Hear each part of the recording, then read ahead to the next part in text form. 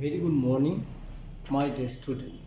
Today, I am going to discuss about activity-based costing.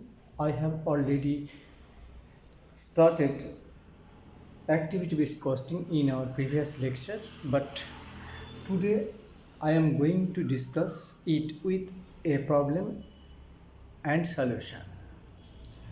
আমরা activity base costing method করতে গিয়ে বলেছিলাম যে এখানে আরও একটা মেথড আমরা শিখেছি, সেটা হচ্ছে ট্র্যাডিশনাল মেথড। যে মেথডের সাথে অ্যাক্টিভিটি বেস কস্টিংয়ের একটা পার্থক্য রয়েই গেছে। ট্র্যাডিশনাল মেথডে চুলচেরা হিসেব করা হয় না, সিম্পলি যে কোনো একটা ওভারহেড দিয়ে অ্যাভারেজ করে কস্ট পার ইউনিট বের করা হয়। কিন্তু অ্যাক্টিভিটি বেস কস্টিংয়ের ক্ষেত্রে এটা একটু আলাদা ব্যাপার। চুলচেরা বিশ্লেষণ করে কস্ট পার ইউনিট বের করতে হবে। সেটা আমরা নিম্নলিখিত প্রবলেমের সাহায্যে করার চেষ্টা করছি। এখানে আমাকে বলে দিয়েছি দুটো প্রোডাক্ট আছে, তার অ্যানুয়াল আউটপুট বলে দিয়েছে 20,000, 80,000। মেশিন আওয়ার বলে দিয়েছে 30,000 প্রথমটার ক্ষেত্রে, দ্বিতীয়টার ক্ষেত্রে 1,70,000। Total number of purchase order বলে দেওয়া হয়েছে 150, দ্বিতীয়টার ক্ষেত্রে 450। Total number of set up হচ্ছে প্রথমটার ক্ষেত্রে 40, দ্বিতীয়টার ক্ষেত্রে 60। অ্যানুয়াল ওভারহেড বলা হয়েছে, সেটা কি ভলিউম রিলেটেড অ্যাক্টিভিটি কস্ট হচ্ছে 9 lakh, purchase related activity cost 12 lakh, set up related activity cost 15 lakh. এবার আমাকে যেটা বলছে ওভারহেড অ্যাবজর্পশন রেট বের করতে হবে ট্র্যাডিশনাল মেথডে, অ্যাক্টিভিটি বেস কস্টিং মেথডে। আমরা ট্র্যাডিশনাল মেথডে আগে আসি। ট্র্যাডিশনাল মেথড কি বলছে? ট্র্যাডিশনাল মেথডে বলা হচ্ছে প্রথমে আমার যত কস্ট হয়েছে, টোটাল যে কস্ট, সেই কস্টটা টোটাল বের করি। টোটাল কস্টকে যদি আমি প্রথমে মেশিন আওয়ার দিয়ে ভাগ করি, তাহলে অ্যাভারেজ রেট পেয়ে যাই। অর্থাৎ এখানে আমি আলাদা আলাদা কস্টটাকে বিচার করছি না, জাস্ট টোটাল যে কস্ট হয়েছে ওভারহেড কস্ট, তাকে মেশিন আওয়ার দিয়ে ভাগ করে সিম্পলি নাম্বার অফ ইউনিট দিয়ে গুণ করব।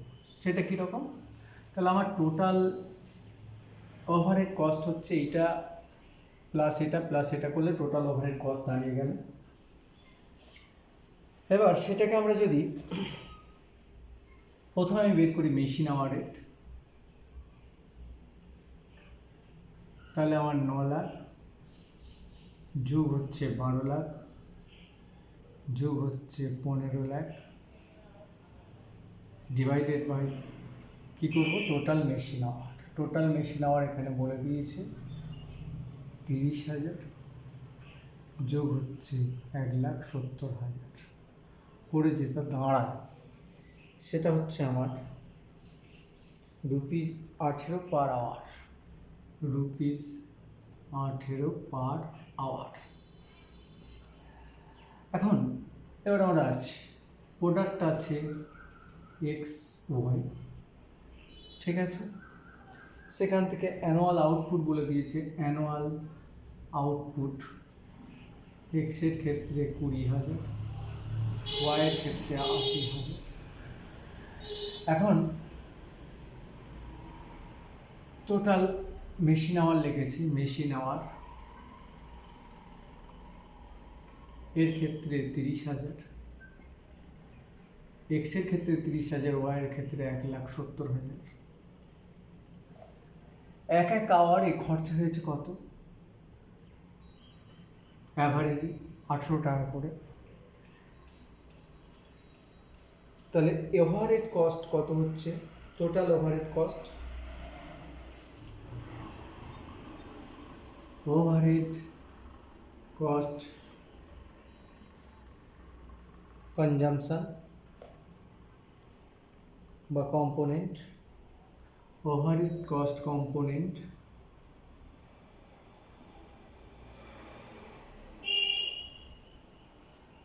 কি করে বের করব? আমার এখানে বলা হয়েছে পার আওয়ারে খরচ হচ্ছে 18 টাকা, তাহলে প্রথমটার ক্ষেত্রে 30,000, 30,000 আওয়ারে কত খরচা হবে? 1 ঘন্টায় যদি খরচা হয় 18 টাকা, তাহলে 1,70,000 খরচা হবে, কস্ট হবে কত? প্রথমটা হচ্ছে 5,40,000, দ্বিতীয়টার ক্ষেত্রে হচ্ছে 30,60,000, 30,60,000, এই হলো ব্যাপার। এবার সিম্পলি আমরা কস্ট পার ইউনিট বের করব। Overhead per unit, overhead per unit কী করে বের করছি? আমার প্রথমটা আছে এক্সের ক্ষেত্রে টোটাল ইউনিট কত? 20,000, আর ওয়াইয়ের ক্ষেত্রে টোটাল ইউনিট কত? 80,000। তাহলে 20,000-এর জন্য ওভারহেড কস্ট হচ্ছে 5,40,000, একের জন্য কত? দ্বিতীয়টার ক্ষেত্রে 80,000-এর জন্য ওভারহেড হচ্ছে 30,60,000, তাহলে 1 ইউনিটের জন্য কত? বের করলে আমি পেয়ে গেলাম। প্রথমটা হচ্ছে 27, পরেরটা হচ্ছে 38.25 রুপিস, 27 রুপিস 38.25। এই হচ্ছে ট্র্যাডিশনাল মেথড। তাহলে ট্র্যাডিশনাল মেথডে কী পেলাম? যত আমার ওভারহেড কস্ট হলো সেটাকে আমি যে কোনো একটা ওভারহেড দিয়ে ভাগ করলাম। এখানে সাধারণত মেশিন আওয়ার রেটটাকেই নেওয়া হয়। মেশিন আওয়ার দিয়ে প্রথমে ভাগ করলাম, ভাগ করে অ্যাভারেজ রেট পেয়ে গেলাম। এই অ্যাভারেজ রেট দিয়ে যার যত আওয়ার সেটাকে গুণ করে আমি পেয়ে গেলাম ওভারহেড কস্ট, প্রত্যেকের আলাদা আলাদা ওভারহেড কস্ট। এবার যত ইউনিট, যে যত ইউনিট করেছে সেই ইউনিট দিয়ে ভাগ করলে ওভারহেড পার ইউনিট বেরিয়ে গেল। এই হচ্ছে সিম্পল ট্র্যাডিশনাল মেথড। এখন যেটা আমরা করব ABC method.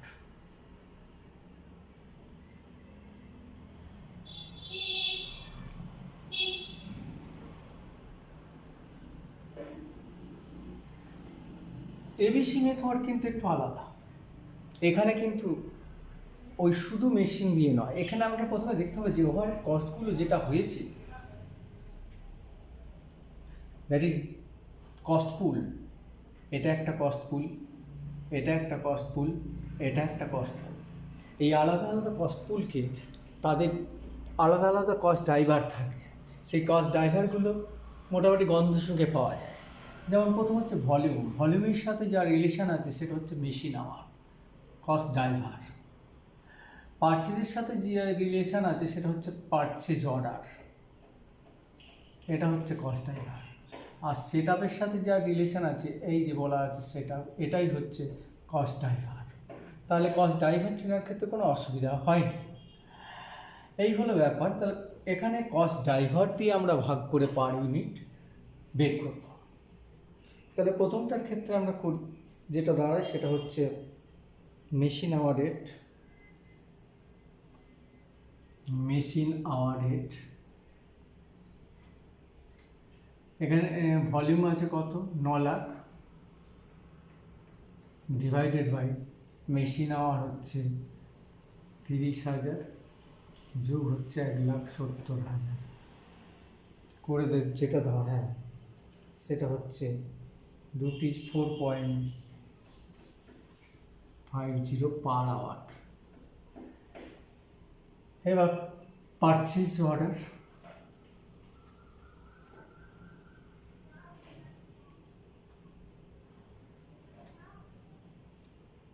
Purchase cost per order. Purchase cost total বলা আছে 12 lakh, divided by total purchase order, that is 150 plus 450 করে যেটা দাঁড়াচ্ছে rupees 2,000 per order, rupees 2,000 per order. এবার set up cost per set up, per set up cost total বলে দিয়েছি 15 lakh divided by total number of setup, that is rupees 150.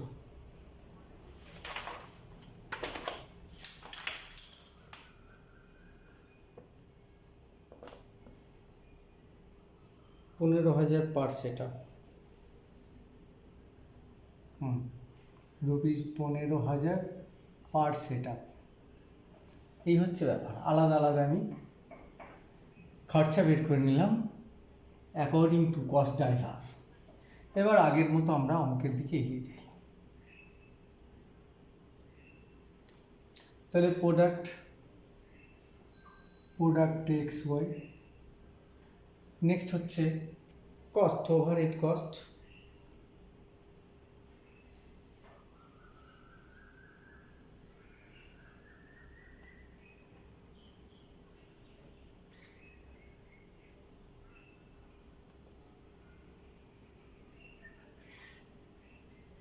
ভাগ করছি।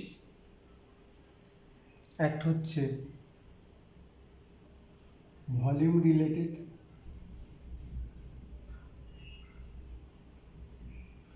একটা হচ্ছে পারচেজ রিলেটেড, আর একটা হচ্ছে set up related.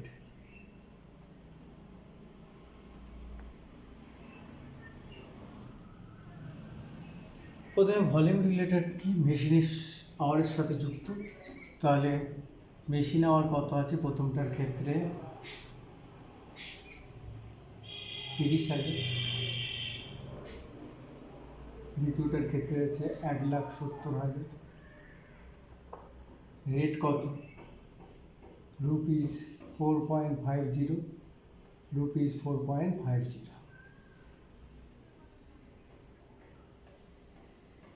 Purchase related কি হচ্ছে, টোটাল পারচেজ অর্ডার আছে 150,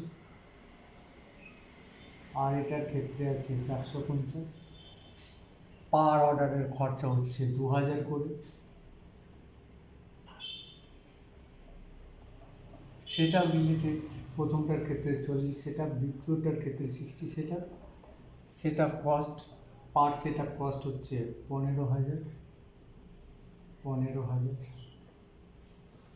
এখন এগুলো সব আমি যদি যোগ করি প্রথমটার ক্ষেত্রে, দিস ইজ এটা প্লাস এটা এই তিনটেকে আমি যোগ করলে প্রত্যেকেরটা বেড়ে যাবে। অতএব সেটা আমি এখানে বের করছি, যেহেতু এখানে জায়গা নেই তাই এটাকে আমি এখানে করে দিচ্ছি এক্স ওয়াই করে, যেটা করছি কস্ট পার, টোটাল কস্টটা বের করে দিই আগে। টোটাল কস্ট এক্সের ক্ষেত্রে কী হচ্ছে, তাহলে এইটা প্লাস এটা প্লাস হচ্ছে এটা, প্রথমটা দাঁড়াচ্ছে 1,35,000,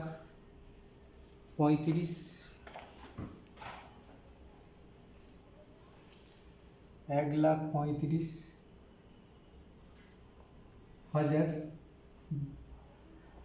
তারপর হচ্ছে 6 লাখ, না 15,230, তো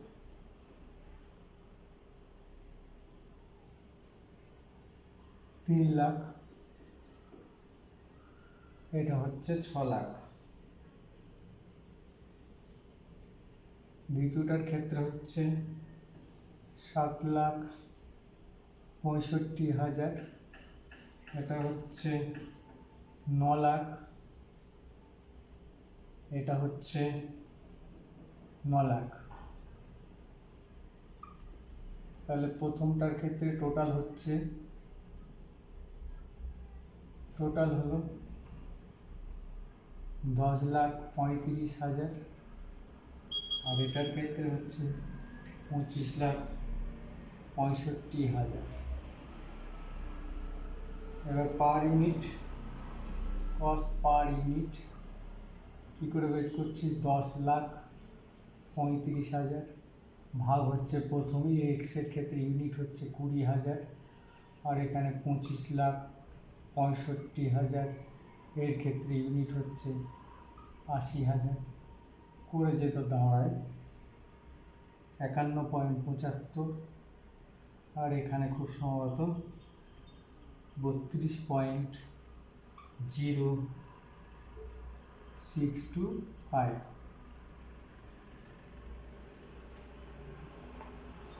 অর্থাৎ 10,35,000 কী করে এসছে নিশ্চয়ই বোঝা যাচ্ছে। সেটা হচ্ছে প্রথমটার ক্ষেত্রে আছে কত, 1,35,000 যোগ হচ্ছে